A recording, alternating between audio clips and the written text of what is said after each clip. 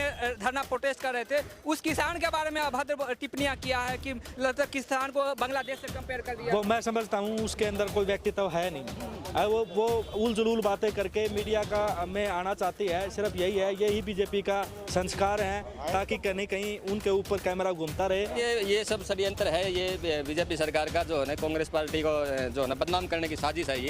ये जो बिल्कुल इनकी नाकाम है। जनता समझ गई है, अभी 10 साल हो गए हैं, कोई काम नहीं करा है धरातल पे। सब ऐसे ही जो है ना झूठे जुमले, झूठ की और लूट की राजनीति की है भारतीय जनता पार्टी। मोदी जी जुल्मों का बदला लेने के लिए भी तैयार है। किस प्रकार किसानों को पीटा गया, किस प्रकार से उनके ऊपर पानी की बौछार मारी गई, किस प्रकार से उनके रास्ते में कील गाड़ी गई, किस प्रकार से सरपंचों को, जो पंचायत के प्रतिनिधि थे, उनको पीटा गया, किस प्रकार से जेबीटी टीचरों को पीटा गया, किस प्रकार से ओपीएस बहाली को लेकर ओपीएस बहाली को लेकर जो कर्मचारी आंदोलन कर रहे थे उनको पीटा गया। कुछ भी नहीं किया मैंने इसमें किसी वर्ग को छोड़ा ही नहीं है। किस प्रकार से पिछड़ा वर्ग के लोगों के अधिकारों पर ठेस पहुंचाएगी, चाहे वो क्रीमी लेयर की बात हो, चाहे वो आरक्षण खत्म करने की बात हो।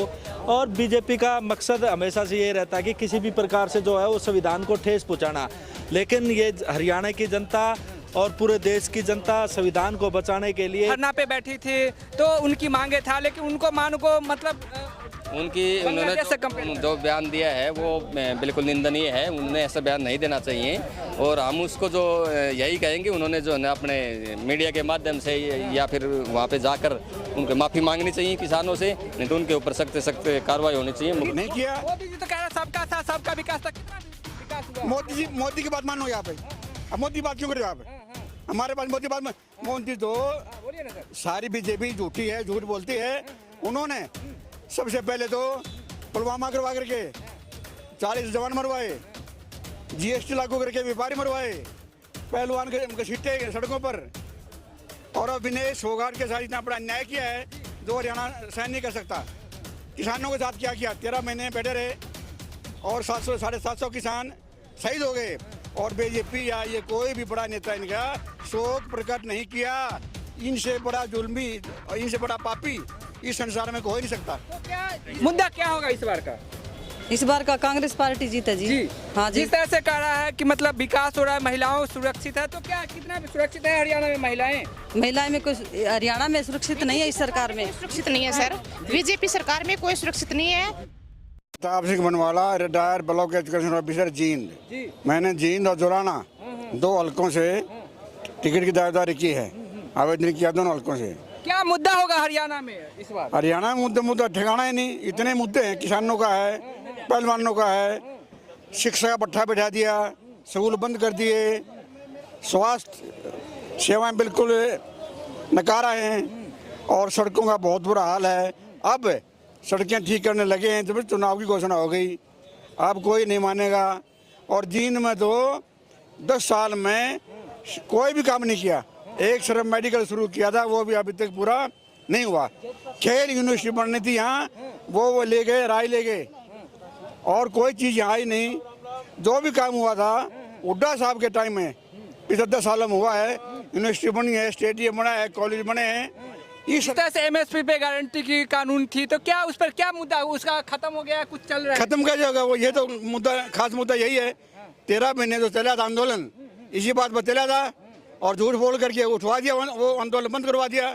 और फिर एक मांग भी नहीं मानी, ना एमएसपी ना कोई और दूसरी मांगी थी। एक मांग भी नहीं मानी किसानों की, एक भी ना कर्मचारियों की। ये क्या था? एनपीसी नई पेंशन स्कीम, ये एक बहुत ही बड़ा धोखा है कर्मचारियों के साथ, और रिटायर कर्मचारियों के साथ बहुत बड़ा है। रिटायर कर्मचारियों की एक बात भी नहीं मानी इन्हें, ना बात सुनी, ना कभी बुलाए, ना कभी ज्ञापन दे लिए बहुत, लेकिन उन्होंने एक बात भी बात करने के लिए बुलाया तक नहीं। हाँ बोले सर, क्या कहेंगे, मुद्दा क्या होगा इस बार का? इस बार का कांग्रेस पार्टी जीता जी। हाँ जी। जिस तरह से कह रहा है कि मतलब विकास हो रहा है, महिलाओं सुरक्षित है, तो क्या कितना सुरक्षित है हरियाणा में महिलाएं? महिलाएं में कुछ हरियाणा में सुरक्षित नहीं है। इस सरकार में सुरक्षित नहीं है सर। बीजेपी सरकार में कोई सुरक्षित नहीं है। भूपेंद्र हुड्डा जी आएंगे, इसके कारण ये आदमपुर हल्के से इनको सीट टिकट मांगने के लिए आई है। हुड्डा साहब से इनको टिकट दी जाए। कौन सा विधानसभा से हैं आप? आदमपुर हल्के से। अच्छा। हाँ मैम, जी। जिस तरह से कहा जा रहा है कि जिस तरह कंगना रनौत को आप जानते ही होंगे, किसानों को लेकर कटाक्ष करा, अभी हाल में बयान दिया है कि किसानों को लेकर, क्या कहेंगे? किसानों के लिए कुछ नहीं किया जी इस सरकार ने। तो कांग्रेस की सरकार आती है तो सबके लिए, किसानों के लिए, बेरोजगारों के लिए नौकरियां, कांग्रेस की सरकार में नौकरी लगे हैं। हम आदमपुर हल्के से हैं, कांग्रेस के लिए टिकट के लिए अप्लाई किया है। बालसमंद गांव से है, बड़ा गांव है जी। अगर हमें कांग्रेस पार्टी टिकट देती है तो हम से कौन से विधायक हैं भव्य विश्नोई विधायक है, उसने कुछ भी नहीं किया। भव्य ने यदि आपको टिकट मिलता है तो किन मुद्दों पे लड़ेंगे, मतलब वहाँ से? हम लड़ेंगे जी, इन मुद्दों से लड़ते। महिलाओं के प्रति जागरूक होना और विकास के लिए, और वहाँ सड़कों पर गड्ढे बने हुए हैं, उनका कोई विकास नहीं हुआ आदमपुर हल्के में। हम इसलिए मान ले विकास के कार्य करवाने के लिए कांग्रेस पार्टी टिकट मांग रहे हैं। बालसमंद बड़ा गांव है जी, महिला को टिकट देनी चाहिए कांग्रेस पार्टी को जी। लेडीज आदमपुर हल्के से टिकट की अप्लाई के लिए रिक्वेस्ट है, टिकट दी जाए हुड्डा साहब से। आदमपुर हल्के में अभी तक एक ही परिवार का कब्जा रहा है। भजन लाल जी ने थोड़े बहुत काम किए, उसके बाद कुलदीप बिश्नोई ने भी कोई काम नहीं किया। अभी उन्हें लड़का वो भी कोई काम नहीं कर। हम चाहते हैं कि आदमपुर से रानी देवी को टिकट दी जाए, जो कि महिलाओं के प्रति सम्मान है। छत्तीस बिरादरी चाहती है इनको, और अच्छे अब तक महिला सांसद विधायक नहीं बनी है।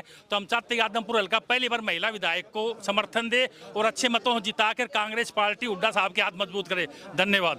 सर आप क्या कहेंगे, आपका क्या मुद्दा होगा, किन मुद्दों पे? मुद्दा रहेगा युवाओं को रोजगार देने का। जो 2 लाख पद अभी जो खाली पड़े हैं, उनको कांग्रेस सरकार की सरकार बनते ही साथ उनको भरने का काम करेंगे, विकास कार्य करवाएंगे, और महिलाओं के लिए जो सख्त से सख्त कानून बनवाएंगे जो इस सरकार में अभी बहन बेटी। जिस तरह से कंगना रनौत ने बयान दिया, हालिया बयान दिया किसानों को लेकर, जो किसान धरना पे बैठी थी तो उनकी मांगे था, लेकिन उनको मान को मतलब उन्होंने जो बयान दिया है वो बिल्कुल निंदनीय है। उन्होंने ऐसा बयान नहीं देना चाहिए, और हम उसको जो यही कहेंगे, उन्होंने जो है ना अपने मीडिया के माध्यम से या फिर वहाँ पे जाकर उनको माफ़ी मांगनी चाहिए किसानों से, नहीं तो उनके ऊपर सख्त सख्त कार्रवाई होनी चाहिए। किसान नेता ने कहा है कि उन पे NSA लगाकर जो है सो डूबडू के जेल भेज देना चाहिए, तो क्या सही है क्या? ये बिल्कुल सही है जी, उन पे मुकदमा दर्ज करना चाहिए, और अगर माफ़ी नहीं मांगती है तो उनको अंदर करना चाहिए।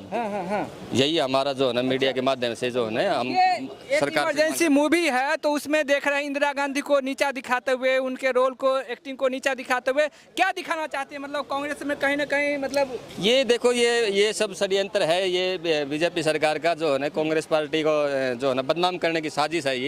ये जो बिल्कुल इनकी नाकाम है। जनता समझ गई है, अभी 10 साल हो गए हैं, कोई काम नहीं कराया धरातल पे। सब ऐसे ही जो है ना झूठे जुमले, झूठ की और लूट की राजनीति की है भारतीय जनता पार्टी। मोदी जी नारे लगाते हैं कि सबका साथ सबका विकास, कितना बदला देश? कहाँ बदला? किसका साथ किसका विकास है? इसका अडानी और अंबानी का साथ है, और मोदी का उनके साथ उनका विकास है। अडानी अंबानी का किसका, पब्लिक का कहाँ विकास है? मोदी का अडानी अंबानी का विकास है। क्या जिस तरह से किसान सड़कों पे थे, धरना प्रोटेस्ट कर रहे, तो क्या किसान उन चीजों को लेकर ही भी अहम मुद्दा बनाएंगे क्या? बिल्कुल बनाएंगे। अभी लोकसभा में देखा नहीं आपने, किसानों ने एंटी बीजेपी जाकर के इलेक्शन लड़ा है, और देखो 5-5 पे लाके खड़ा कर दिया 0 से। कांग्रेस पार्टी की तरफ पूरी आस्था है। भूपेंद्र सिंह हुड्डा को दोबारा से हरियाणा की जनता मुख्यमंत्री बनाना चाह रही है, क्योंकि हरियाणा की प्रदेश की जनता एक जान चुकी है कि चौधरी भूपेंद्र सिंह हुड्डा के टाइम में जो कार्य हुए थे उनको याद करके दोबारा से उनको मुख्यमंत्री बनाने जा रही है। क्या कहेंगे सर, आपकी क्या राय है? क्या तैयार है, हरियाणा पूरा तैयार है।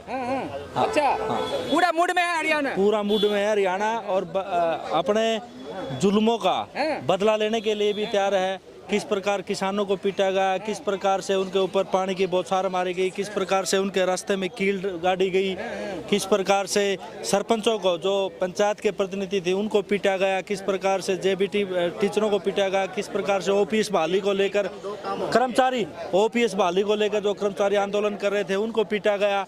मतलब इसमें किसी वर्ग को छोड़ा ही नहीं है। किस प्रकार से पिछड़ा वर्ग के लोगों के अधिकारों पर ठेस पहुंचाएगी, चाहे वो क्रीमी लेयर की बात हो, चाहे वो आरक्षण खत्म करने की बात हो। और बीजेपी का मकसद हमेशा से ये रहता है कि किसी भी प्रकार से जो है वो संविधान को ठेस पहुंचाना। लेकिन ये हरियाणा की जनता और पूरे देश की जनता संविधान को बचाने के लिए फिर से हरियाणा प्रदेश में कांग्रेस पार्टी की सरकार बनाने देखा हुआ कंगना, जिस किसान ने धरना प्रोटेस्ट कर रहे थे, उस किसान के बारे में अभद्र टिप्पणियां टिप्पणियां किया है कि लगता किसान को बांग्लादेश से कंपेयर कर दिया। वो मैं समझता हूँ उसके अंदर कोई व्यक्तित्व है नहीं।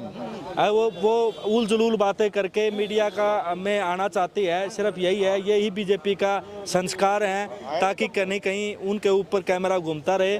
और सही बात तो यह है कि उसको संस्कार नहीं है। तो राहुल गांधी जी को कह दिया कि नशेरी गंगेरी से आप देखे होंगे वीडियो पार्लियामेंट में। राहुल गांधी वो शख्सियत हैं जिनके बचपन में उनकी दादी की उसने लाश देखी है, जिन्हें जवानी में अपने पापा को खोते देखा है। राहुल गांधी का वो क्या मुकाबला कर सकते हैं? उसने अपने पूर्वजों को शहीद होते हुए देखा देश के प्रति, उसने अपने 2-2, 3-3 पूर्वजों को जो है देश के प्रति बलिदान दिया है उनके पूर्वजों ने, और उनका मैं समझता हूं कि तौहीन होगी। तो इतना नीचा दिखाना क्या सही था क्या? नहीं, गलत था, ये बिल्कुल गलत था। और इंदिरा गांधी जी, राजीव गांधी जी, इन्होंने तो देश के लिए जो है अपने पूरी जिंदगी बिता दी, अपने न्योछावर कर दिया। हम चरखी दादरी विधानसभा क्षेत्र से हैं, सुमित शर्मा वहाँ से विधायक के दावेदार हैं, हुड्डा साहब के पास आए थे। और भारतीय जनता पार्टी ने कोई विकास कार्य नहीं करवाया। बिल्कुल हमारा भिवानी महेंद्रगढ़ जो है ना बैकवर्ड है, कोई भी काम नहीं आया, नहीं कॉलेज स्कूल कुछ भी नहीं किया। इतनी दिन प्रतिदिन महंगाई बढ़ती जा रही है, युवा बेरोजगार घूम रहे हैं, सरेआम जो है ना लूटपाट मची हुई है। तो हम तो यही है कि आपके मीडिया के माध्यम से